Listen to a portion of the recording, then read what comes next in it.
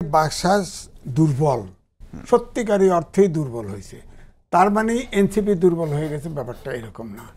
ছাত্রদল fail করে গেছে, তার মানে বিএনপি দুর্বল হয়ে গেছে, এটা কিন্তু আমি মনে করি না।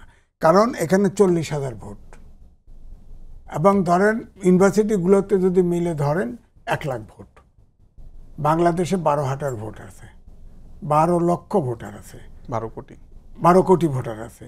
তো এটা কোনো ব্যাপারই না। আপনি যদি ধরেন ছিল, আপনার শেক্সপিয়ার বলছিল যে শিক্ষা প্রতিষ্ঠান হলো জ্ঞান উৎপাদনের কারখানা, আর আমাদের বাংলাদেশের কনসেপ্টটা হচ্ছে নেতা উৎপাদনের কারখানা।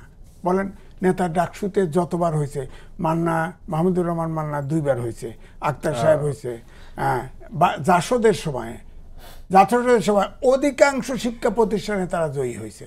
কোথায় জাসদ? কোথায়? ক্ষমতায় গেছে কেউ হয়নি। এখন তো অন্য দলের ঘাড়ের উপরে উঠতেছে। আমানুল্লাহ আমান জিতে তো বিএনপি ক্ষমতায় গেছে। আমান সে বড় পার্টির ওই সময়টা নিরপেক্ষ নির্বাচন হয়েছে, তারা গেছে। সেটা আমান খোকন বড় পার্টির ধাক্কায় চলে গেছে। কিন্তু আমি বলছি যে জাসদ তো বিরাট পার্টি ছিল তখন।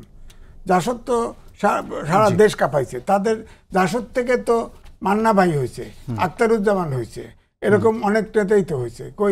একমাত্র ডাকসুতে দেখেন, যখন মুক্তিযুদ্ধের সময় ডাকসুর প্রেসিডেন্ট ভিপি ছিল, তারা মুক্তিযুদ্ধে ভূমিকা রেখেছিল, ওই জায়গায় ইতি টেনে গেছে। এখন কিন্তু তাদের আবার নাই।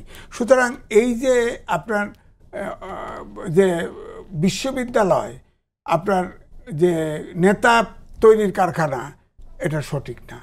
যাবৎকালে কোনো, আপনি বলেন না বিএনপির বড় নেতা বলেন, আওয়ামী লীগের বড় নেতা একটা দেখান যে সে সংগঠনের প্রধান হয়েছে বা সেক্রেটারি জেনারেল হয়েছে, বলেন একটাও পাবেন না।